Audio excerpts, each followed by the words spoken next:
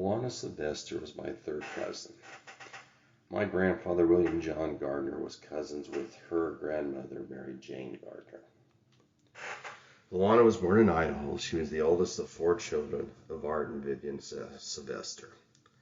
Her family moved often as her father taught at many different high schools. Trying different kinds of farming and working on his PhD in psychology. Her mother, Vivian, tells of one venture.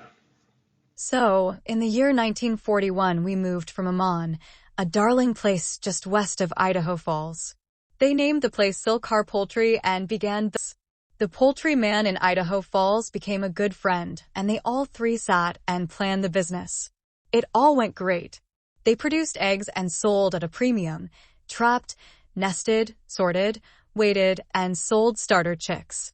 We also had cows and pigs, sold cream, eggs, sold feed, hired men of all ages, candled eggs, sweet, and almost anything went with such work. We were all happy and busy. The war came full force, and the government took Ed and our hired men.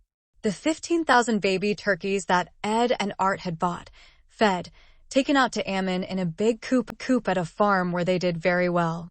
But only 1,000 survived from the calamity when the tractor started up in the spring to plow around the big coop. The noise frightened the turkeys, and they piled up and died. Even with all the moves, the family was happy. While Art was working on his dissertation for his PhD at Oregon State University, he was becoming very stressed. He was taking care of sheep and dogs, building a house, going and giving classes and speeches around, teaching summer school, and doing intercession. He was counseling with some problem marriages, getting involved in hypnosis in his classes. He practiced on Vivian, even though she told him that it didn't work. He continued trying it on her. When he thought he had it mastered, he had her under hypnosis, and he told her that he was in love with Elaine and what to do. Vivian went to Elaine to find out what she thought, and she said that he told her that Vivian never did love him. Vivian told her that she did love her husband. Elaine decided that she wouldn't have anything more to do with him. Our children and I always loved and respected Art and his wishes. He was always working hard. I didn't want the kids or friends or relatives to know anything about our trouble. But Loana knew. It really affected her. She turned to religion, studying the Book of Mormon and the Bible, reading far into the nights. She would go outside in the dark and pray. She just knew there would be an answer somewhere. Her father could not be so wrong. So, the principle of polygamy was easy for her to believe. She thought if her father could just have enough faith and have another wife, his thinking would be straightened. I think this was his thinking too, although he never admitted it to me. My dear brother Carl and his religion had much influence on Loana. I didn't know at the time, or for years, that she got married on February 27, 1954. She came home and did her practice teaching in Rigby. We went together to school every morning, which was a wonderful thing for me. Then she got a teaching job in Granger, Utah. Art and Vivian divorced on January 9, 1957. Loana was 23. At the age of 21, Loana became the third wife of David J Broadbent in 1954. She had 5 children with them. They lived in Short Creek, Colorado, when the city was raided. Just before dawn on the 26th of July, 1953, 102 Arizona officers of public safety and soldiers from the Arizona National Guard entered Short Creek. The community, which was composed of approximately 400 Mormon fundamentalists, had been tipped off by the planned singing hymns in the schoolhouse while their children were playing outside.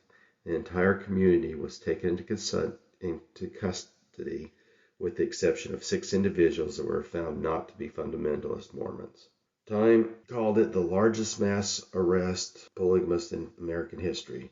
Arizona law enforcement took 164 children into custody. A superior court ordered in March 1954 that they be released back to their families. In July 1970, Loana's husband David was killed immediately in an explosion. Just minutes before he and she were sitting visiting over breakfast, On the way to work, he stopped to help a lady put out a fire. The fire crawled to some dynamite and exploded, shattering his mortal body. They had 5 children. After David's death, she married Louise Jessup Barlow. They had 3 children. She was his 3rd wife. The other 2 wives were sisters, Lucy and Isabel Johnson.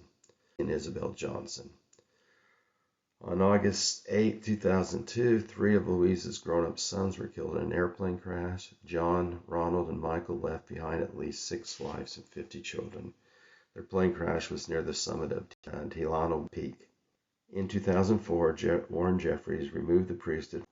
Warren went to work to marry Louise's wives to other men. He gave them to trusted leaders. He performed 2 marriages in a secret ceremony in the Holiday Inn at Flagstaff, Arizona. Loana Silvester Broadbent Barlow was married to Stephen Parley Harker, and Abigail Whitman Barlow was married to Donald Ward Riker. Loana was 71. On Tuesday, June 17, 2014, Loana Silvester died at the age of 81, and she passed from a heart attack. Jeremiah Barlow and his 5 siblings learned the death of their mother the following morning. So Barlow, a son of Louise Barlow, reported that Louise Barlow, who was the second in hierarchy in the federal LDS priesthood before Warren Jeffs assumed leadership, were rejected from the fundamentalist LDS community in 2008, along with his father and 5 siblings, due to the threat of his father posed to Jeff's control. So Jeremiah and his siblings went to the Heidman Hughes mortuary Wednesday, wanting to see their mother. However, their sister, who was still faithful in the FRLDS faith, felt that she had full claim on the body and produced a will, which they disputed. He spent the entire day seeking to communicate and work with with his sisters and his brother-in-law, but they refused to give him access to see their mother. Members of the FLDS church community arrived on Thursday night to address the body prior to the viewing, and as it is in the custom of that faith, while they did this, one of the female members stood outside the room as guard. Jeremiah said when one of his brothers tried to step into the room, the female shoved him and began yelling at him. They called the Georgia City Police Department. They came over, resolved it quickly. There wasn't much more action needed to be taken. The FLDS members then demanded that the mortuary deliver the body to Hilldale. They left. Jeremiah and his brothers left and proceeded to Hilldale around midnight. FLDS family members had called the Washington County sheriffs to preside and keep the peace, so there's a sheriff there. Barlow said that they stayed outside and they observed a lot of cars showing up, mostly women and children. They continued to come until 4:30 a.m. Jeremy Barlow says that him and his brother stayed off the property with respect to the law. And then around 5 o'clock in the morning, a lot of people came out of the home at once. The members of the community slipped the casket out the back door into a minivan and headed to the cemetery. We followed the procession to the cemetery. I watched as they unloaded my mother from the van and put her into the vault and lowered her into the grave as fast as they could. Boyd Newsom then addressed the crowd and told them to come all back once, that the grave has been filled. Jeremy then said the undertakers had the vault sealed and buried before the sun came. His brother and his mother's sister from Salt Lake and friends and family from all over the world had traveled to attend the funeral and weren't able to attend or even see their mother. He said, "My mother was a school teacher and for 40 years at the grade school and touched a lot of lives. We would have liked to have closure and a time to say goodbye."